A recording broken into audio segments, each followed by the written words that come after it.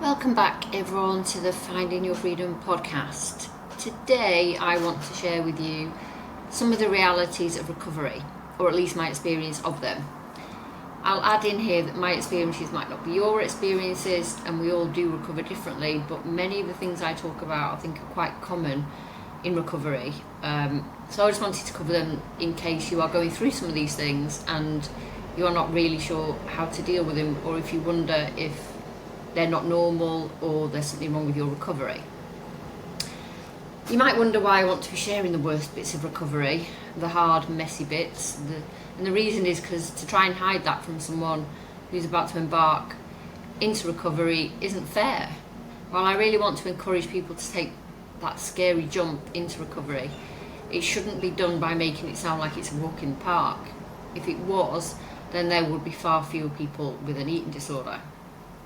However, before I delve in, on a more positive note, I will also be covering in my next episode all the parts that were easier than I thought and which were much more positive for me and which made all those hard bits worth it. Okay, let's start with the hard stuff before we move on to the good. And spoiler alert, the good is really good. But let's get into it. I think the first thing that was really difficult for me was the decision to recover in itself. I actually think this was the hardest bit, and if it wasn't the hardest bit, then I really wouldn't have waited 30 years to enter recovery. And I can't really explain why the thoughts of recovery that came into my mind so many times before I dismissed them, even knowing that it's what I desperately needed. I don't know why I could never commit to it or even try and start it before. And I think this is the bit that friends and family probably find the hardest thing to understand as well, and probably really frustrated by, because to them eating is such a natural, easy thing, and then there is someone like me who struggles with that for 30 years and doesn't seem to be able to make any progress during that time to make that better. And I think maybe the reason for that you will understand if you have an eating disorder and that other people might not understand, is that when you are in the grip of an eating disorder, you're very much controlled by what I call the eating disorder voice that doesn't really want you to recover, and it's got pretty powerful strategies to persuade you to stay where you are. Makes you feel safe, it's familiar, it's less scary than recovery because it's become easy to stay where you are. Your eating disorder recovery journey is going to demand incredible strength and resilience and commitment to do what it takes to be well. But that voice can be bloody relentless.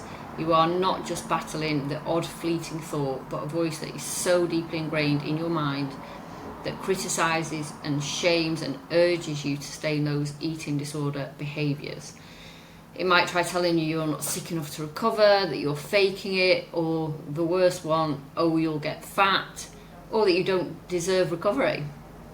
And silencing that voice or just making it quiet takes such a lot of conscious effort, and actually is an ongoing process, even into recovery.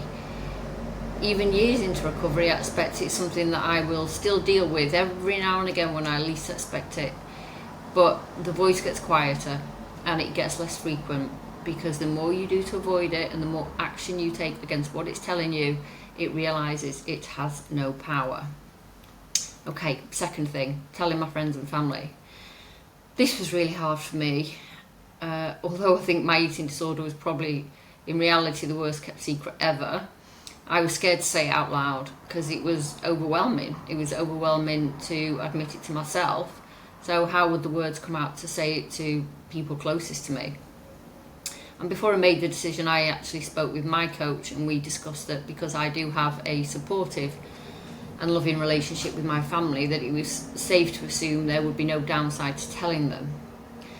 Now, I appreciate here that some of you may be in situations where you feel you cannot or don't want to share because maybe you don't have that relationship with people close to you, or you are fearful of criticism from those around you. And in that situation, all I can say is I advise you to try and find someone to share it with, even if it's not within your close family, whether that be speaking to a helpline or a medical professional or working with a coach. because while you isolate yourself, your eating disorder makes it very hard for you to break free. I discussed with my coach boundary setting before I told my family, and this is because while everyone you love may well support you and be really grateful that you're going to get help, all of those things they've been dying to say may well just come spilling out. So you may hear that, oh, thank God you look so sick, thank God it's been awful watching you struggle, thank God we've all been so worried. And of course they're going to say things like that because it's just relief and kindness. But at this stage, you also don't want guilt and shame of how they've been feeling, because you have enough guilt and shame at this point already. So you don't really want that additional pressure. And boundaries are also important with those around you, because they will probably have expectations of how they think you should recover, what you should and shouldn't eat, when and how much you should eat. And their views may well be well intended, but they may not be in agreement with your treatment plan, and it's key you don't let outside noise get in your way. I explained to my friends and family I didn't want commentary on how much I ate or what I ate, that I had a coach who was helping me with that and I knew what I was doing. And I think it's important to do that because you're very susceptible to any outside noise at that point about food intake. I also told those closest to me that if they saw changes in my body, then at least initially I would rather they didn't comment, because I just felt too fragile. I knew that while I was still vulnerable, a compliment about me looking well would be interpreted by my brain as someone saying that I was gaining weight or getting fat. Or in fact, I might take a compliment that I looked healthy as permission that, well, if I look well, I'm done with recovery, even if I wasn't.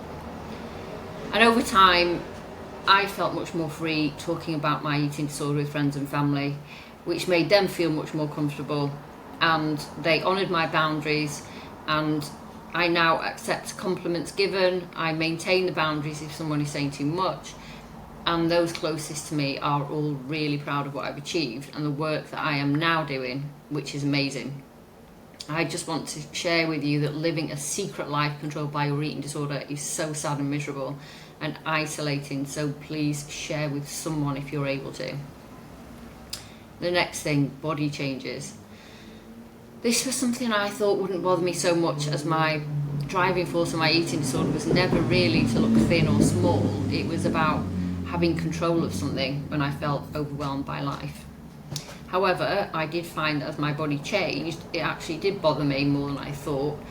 And the reason being that trusting my body and not restricting anymore and letting my body do what it needed to do was actually giving up years of control. I wasn't controlling it anymore. It was doing exactly what it wanted every day with no input from me.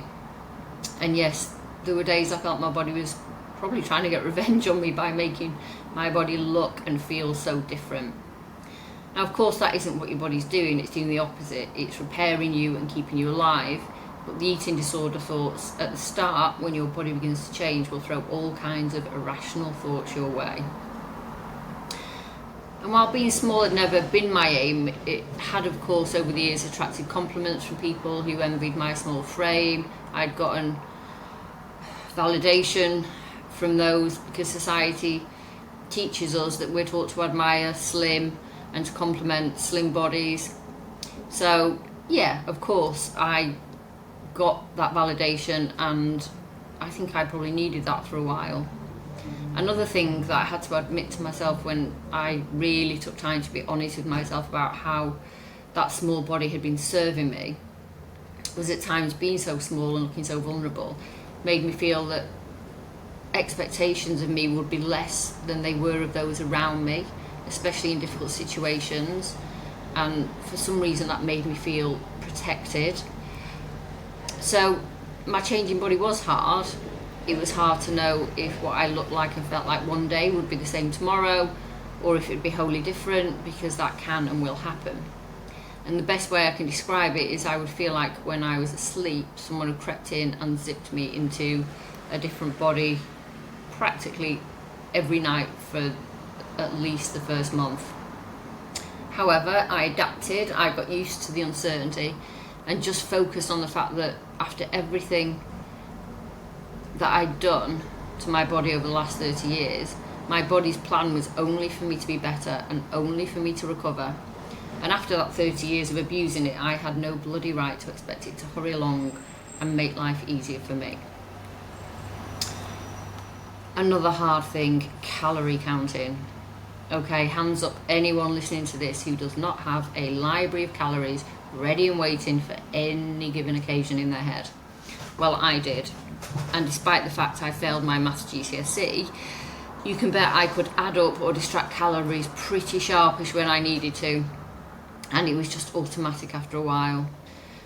There's the hours in shops picking things up, reading the back of the packets, only to put it down again. Hours of online shopping, checking the nutritional information, checking menus before going out to eat to find somewhere that published calories so I could pick in advance what I was going to have. And I know this will sound familiar to a lot of you. And before I dived into recovery, just to give you an idea of how that was, everything was weighed. All food, down to the last cherry tomato, was weighed and accounted for on a written list and added up daily.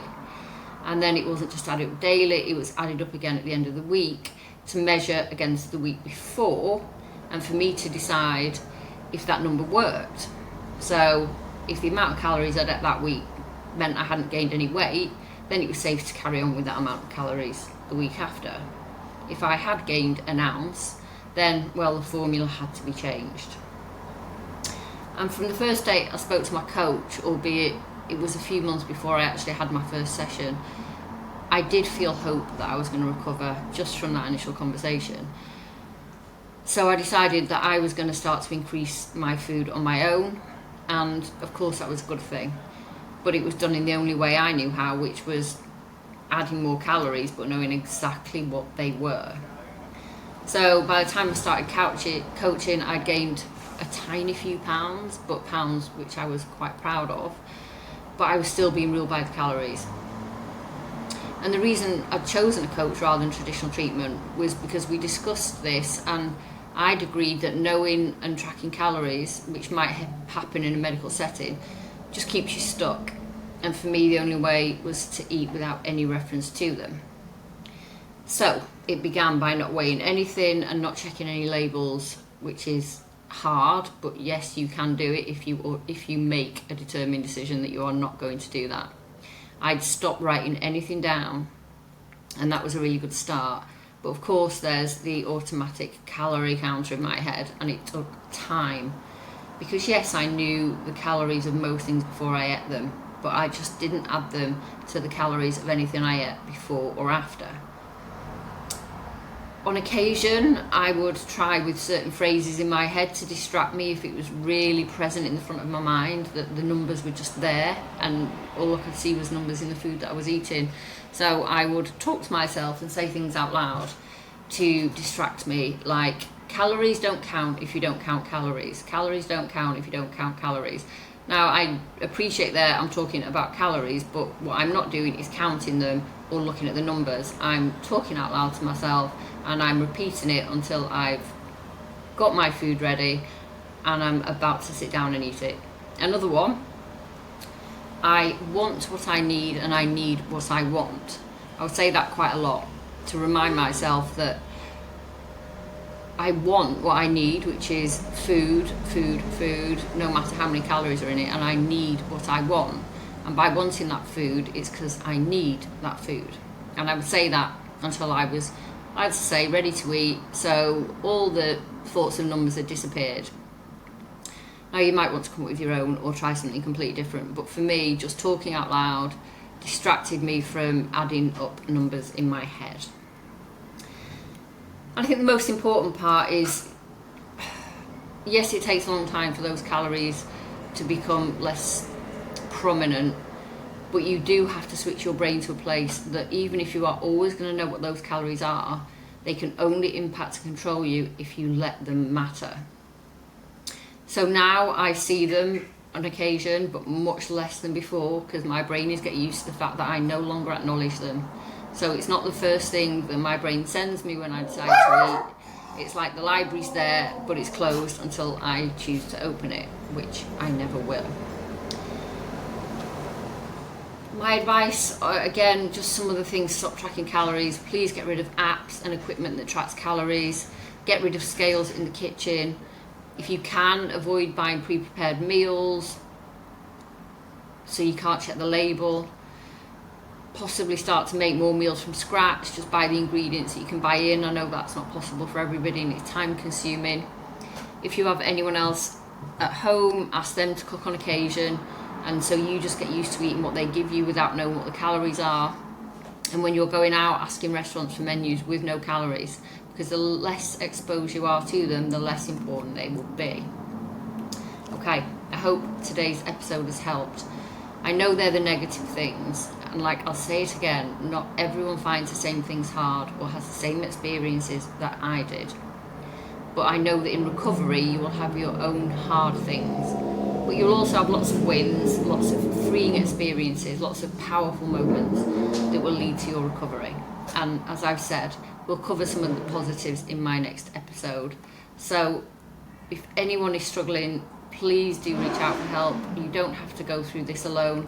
I hope you all have a great day.